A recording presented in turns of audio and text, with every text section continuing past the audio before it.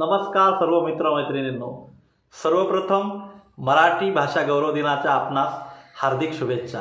मित्रांनो, यावर्षी मला आपल्या सरकारचं खूप असं मोठ्या प्रमाणावर कौतुक करायचं आहे। ते यासाठी की यावर्षी आपल्या सरकारनं मराठी भाषेला राजभाषेचा दर्जा दिलेला आहे। यासाठी सरकारनं खूप असे मोठे प्रयत्न केलेले आहेत। दरवर्षी आपण हा दिवस मराठीतील प्रख्यात असे साहित्यिक व ज्यांना ज्ञानपीठ पुरस्कार मिळालेला आहे असे जगविख्यात साहित्यिक, नाटककार आणि लेखक व कवी विष्णू वामन शिरवाडकर उर्फ कुसुमाग्रज यांच्या जयंतीच्या निमित्ताने आपण हा दिवस साजरा करतो व त्यासाठीच या ठिकाणी या गोष्टीचं औचित्य साधून मी अशा या महान साहित्यिकास या ठिकाणी मानाचा मुजरा करतो आणि आपल्या व्हिडिओला सुरुवात करतो।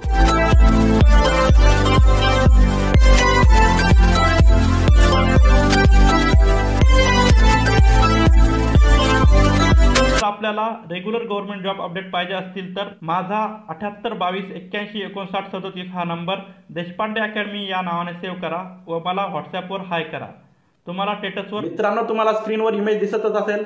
येणाऱ्या तलाठी भरतीसाठी हा पर्सनल गायडन्स प्रोग्राम आहे। मित्रांनो, जर तुम्हाला आगामी तलाठी भरतीसाठी प्रिपरेशन करायचे असेल तर तुम्ही हा प्रोग्राम परचेस करू शकता। अधिक माहितीसाठी व ई नोटच्या डेमोसाठी तुम्ही खालील नंबरवर संपर्क करू शकता। 7822815937 या नंबरवर संपर्क साधून तुम्ही अधिक माहिती घेऊ शकता। मित्रांनो, तुम्ही व्हॉट्सअपवर हाय करून डेमो लिहिलं तरी तुम्हाला तिथे। मित्रांनो, या ठिकाणी मी मराठी भाषेच्या संदर्भात बोलणार आहे। मराठी भाषा ही अतिशय प्राचीन अशी भाषा आहे। या भाषेला जवळपास 2500 वर्षापूर्वींचा इतिहास लाभलेला आहे। त्याच पद्धतीनं या भाषेमध्ये अनेक प्रकारचे शिलालेख, त्याच पद्धतीनं भलं मोठं असं साहित्य आणि विविध अशा म्हणजे साहित्य कलाकृती आपल्याला मागे पुराण काळामध्ये व त्यानंतरही बघायला मिळतात। त्याच पद्धतीनं संत ज्ञानेश्वरांनी मराठी भाषेला अमृताहूनही गोड अशी जी उपमा दिलेली आहे ती खरंच म्हणजे ती 100% खरी आहे असं मी या ठिकाणी आपणास सांगू इच्छितो। कारण मराठी भाषा ही बोलायला, लिहायला, वाचायला, ऐकायला सगळ्याच गोष्टींमध्ये आपणास खूप अशी गोड, सुमधुर अशी वाटते। तर अशाच या मराठी भाषेच्या संदर्भात जे विविध पैलू आहेत ते पैलू या ठिकाणी मी मांडण्याचा प्रयत्न करत आहे। मित्रांनो, 2003 साली मराठी भाषेमध्ये एक श्वास नावाचा सिनेमा आला होता, ज्याचं की कथा, पटकथा, संवाद, लेखन, अभिनय अशा सर्वच गोष्टींमध्ये या चित्रपटानं बाजी मारली होती व हा चित्रपट अतिशय उजव्या दर्जाचा आणि अतिशय उत्कृष्ट असा होता। त्यामुळेच हा चित्रपट ऑस्कर वारीपर्यंत पोहोचला होता की याची जी म्हणजे निवड आहे ती म्हणजे त्याला मानांकन हे ऑस्करचं मानांकन मिळालं होतं। त्यावेळी त्याच्यानंतर हा जो चित्रपट आहे तो ट्रेंड सेटर ठरला व त्यानंतर मराठी भाषेमध्ये म्हणजे यापूर्वीही अशा विविध विषयांवर चित्रपट बनायचे, परंतु ज्यावेळी हा चित्रपट तयार झाला त्याच्यानंतर मराठी भाषेमध्ये असे आशयघन आणि विविध विषयांवर अनेक चित्रपट तयार व्हायला सुरुवात झाली व त्यानंतर मराठी भाषेमागे एकापाठोपाठ मराठी भाषेमध्ये असे अतिशय दर्जेदार असे चित्रपट आपण आता सध्यालाही बघत आहोत। मराठी भाषेमध्ये जी काही म्हणजे सुगीचे दिवस आले आहे मराठी भाषेला, त्याचं संपूर्ण श्रेय पडद्यामागे आणि पडद्यापुढे जे काम करणारे कलावंत आहेत त्यांना जातं। मराठी भाषेला अतिशय सुगीचे दिवस आले, त्यामुळे हिंदी भाषेमधील काही नट व कलाकार हे मराठीमध्ये आगमन किंवा पुनरागमन करताना आपणास दिसत आहेत। याचं हेच कारण आहे की मराठी भाषेला भविष्यामध्ये अतिशय असं उज्ज्वल असं चांगलं भविष्य आपणास या ठिकाणी दिसतंय। थोड्या दिवसापूर्वीच मी यूट्यूबवर मराठी भाषेच्या संदर्भात हिंदीमधील प्रसिद्ध असे गायक सोनू निगम यांच्या संदर्भात एक मुलाखत बघितली होती। त्या मुलाखतीमध्ये सोनू निगम यांनी मराठी भाषेविषयी अतिशय ते भरभरून बोलले होते व त्यांनी मराठी भाषेबद्दल कौतुकाचा वर्षाव केला होता। त्या मुलाखतीमधलं त्यांचं एक विधान मला खूप आवडलं।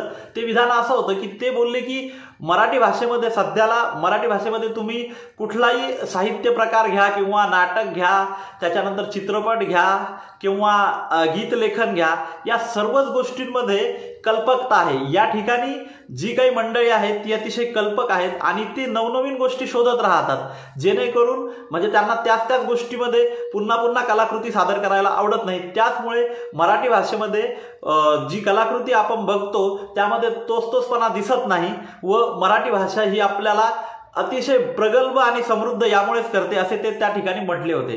एका हिंदी भाषिक म्हणजेच अमराठी एका कलाकारानं मराठी भाषेविषयी एवढं भरभरून बोलावं, यावरूनच आपल्याला मराठी भाषेचं राष्ट्रीय स्तरावरचं जे महत्त्व आहे ते अधोरेखित झालेलं आपल्याला या ठिकाणी लक्षात येईल. मी या ठिकाणी सर्व पालकांना अशी विनंती करू इच्छितो की त्यांनी आपल्या मुलाला शक्यतो मराठीतून शिक्षण दिलं तर ते अतिशय बेटर राहील असं मला वाटतं. कारण हे बघा, जर एखाद्या विद्यार्थ्यामध्ये किंवा तुमच्या पाल्यामध्ये विशिष्ट अशा प्रकारचं जर त्याच्यामध्ये टॅलेंट असेल तर हा विद्यार्थी किंवा हा तुमचा पाल्य जगाच्या कुठल्याही क्षेत्रामध्ये म्हणजे त्याला जे क्षेत्र आवडलं त्याच्यामध्ये आपला ठसा उमटवल्याशिवाय राहणार नाही. त्यामुळे एखाद्या व्यक्तीची जी प्रगती होते किंवा एखाद्या व्यक्तीची जी अधोगती होते त्यामध्ये भाषेचा कधीही हा अडसर ठरत नाही असं मला या ठिकाणी मी आपणास सांगू इच्छितो. मित्रांनो, मला या ठिकाणी आणखी एक दुसरी गोष्ट सांगायची आहे की काही दशकांच्या आपण मागे गेलो तर आपल्या लक्षात येईल की पूर्वी इंग्रजीचं असं कुठलंच फॅड नव्हतं. त्यावेळी आपण सर्व जे आहेत म्हणजे आपल्या काळातली काही म्हणजे आपल्यासोबतची जी पिढी असू द्या किंवा या आधीच्या 1-2 पिढ्यातले जे लोक आहेत त्यांच्या सर्वांचं शिक्षण हे मराठीतून झालेलं आहे. अशा वेळी प्रत्येक म्हणजे त्या पिढीतल्या लोकांनी म्हणजे त्या पिढीमध्ये असे अनेक महान लोक होऊन गेलेले आहेत की ज्यांनी त्या क्षेत्रामध्ये आपला चांगल्या पद्धतीनं ठसा उमटवला आहे. यावरून आपल्याला असं लक्षात येईल की माणसाच्या प्रगतीसाठी भाषा हा कधीही अडसर ठरत नाही. आता लोकांचं इंग्रजी माध्यमाकडे जे फॅड वाढलं आहे त्याबद्दल जी वस्तुस्थिती आहे त्याबद्दल मी आपणास या ठिकाणी सांगू इच्छितो. मित्रांनो, हे बघा, जर तुम्ही तुमच्या पाल्याला इंग्रजी माध्यमामध्ये टाकत असाल तर त्यावेळी सर्वात महत्त्वाचा प्रश्न हा तुमच्या समोर उभा राहिला पाहिजे किंवा तो किंबहुना सगळ्यांच्या समोरच उभा राहिला पाहिजे की आपल्या मुलाला किंवा आपल्या पाल्याला इंग्रजी कितपत येतं. जर समजा त्याला इंग्रजीमध्ये त्याची प्रगती समाधानकारक नसेल किंवा त्याला तोडकं मोडकंच इंग्रजी जमत असेल आणि या ठिकाणी तुम्ही त्याला इंग्रजी माध्यमाच्या शाळेत टाकल्यामुळे त्याला मराठीही शिकता येणार नाही, अशा वेळी जर त्याला मराठीही योग्य पद्धतीने शिकता येत नाही व इंग्रजी योग्य पद्धतीने शिकता येत नाही, अशा वेळी असा हा तुमचा पाल्य जो आहे किंवा जो विद्यार्थी आहे तो विद्यार्थी धोबी का कुत्ता ना घरका ना घाटका अशी त्याची परिस्थिती होणार आहे. आणि स्पर्धेच्या युगामध्ये म्हणजे सध्या जे स्पर्धेचं युग आहे यामध्ये जर एखाद्या व्यक्तीला जर या ठिकाणी टिकायचं असेल तर अशा वेळी ज्या व्यक्तीचं कुठल्याच भाषेवर योग्य असं प्रभुत्व नसणार असा व्यक्ती या स्पर्धेच्या युगामध्ये आपला टिकाव त्याचा लागू शकत नाही. त्यामुळे या ठिकाणी मी सर्व पालकांना अशी विनंती करू इच्छितो की जर आपल्याला मराठी भाषेच्या मराठी मीडियममध्ये जर मुलांना शाळेत घालणं जर अशक्य असेल तर त्यांनी शक्यतो त्यांना सेमी इंग्रजी शाळेत घालणं अत्यंत गरजेचं आहे. मी या ठिकाणी स्वतःला अतिशय भाग्यवान व्यक्ती समजतो की मला सुरेश धनगर सरांसारखे एक अतिशय दर्जेदार असे शिक्षक मराठी शिकवण्यासाठी शालेय जीवनामध्ये लाभले, ज्यांनी आमचा मराठीचा अतिशय चांगल्या पद्धतीनं अभ्यास करून घेतला. ते फक्त मराठीचे अध्यापकच नव्हते तर ते मराठी भाषेचे एक गाडे अभ्यासक त्याच पद्धतीनं उत्तम असे साहित्यिकही होते. त्यामुळे मराठी भाषेविषयी मला जे काही सध्याला थोडं बहुत काही ज्ञान आहे त्या सर्व जे म्हणजे मला जे काही नॉलेज आहे त्याचं संपूर्ण श्रेय मी ह्या सरांना या ठिकाणी देऊ इच्छितो. मित्रांनो, मराठी भाषा ही अतिशय लवचिक अशी भाषा आहे. या भाषेला तुम्ही जसं वळवाल तशी ती वळाली जाते. म्हणजे मराठी भाषेतला जो बोलण्याचा आपला ठहराव असू द्या किंवा वाक्य रचना करत असताना किंवा आपण संवाद फेक करत असताना जे आपले चढ उतार आहे किंवा आपण वाक्य ज्या ठिकाणी गरज नाही अशा ठिकाणी आपण पॉज घेतला तर एखादा वाक्याचं म्हणजे त्या वाक्याचा पूर्णपणे अर्थाचा अनर्थ होऊन जातो व त्यानंतर जे काही पुढे तो अर्थाचा अनर्थ झाल्यानंतर जी काही विनोद निर्मिती होते किंवा जे गैरसमज होतात तो एक वेगळा संशोधनाचा विषय आहे. परंतु मराठी भाषेची जी लवचिकता आहे ती एकदम अफाट आहे असं या ठिकाणी मला सांगू इच्छितो. त्याच पद्धतीनं मराठी भाषा जर आपल्याला शिकायची असेल तर ती अतिशय साधी, सोपी, सरळ आणि सर्वांग सुंदर अशी भाषा आहे. आणि या भाषेतील जे व्याकरण आहे ते व्याकरण या मराठी भाषेचं जे सौंदर्य आहे त्या सौंदर्याला चार चांद लावून जातं. म्हणजे त्या सौंदर्याचा साज जो म्हणतो आपण तो चढवण्याचं काम हे व्याकरण करत असतं. मित्रांनो, मला या ठिकाणी आणखी एक महत्त्वाची गोष्ट अशी सांगायची आहे की भाषेविषयीची जी अस्मिता आपण म्हणतो की भाषेविषयी प्रत्येकाला अस्मिता असली पाहिजे, त्याने ती अस्मिता जपली पाहिजे.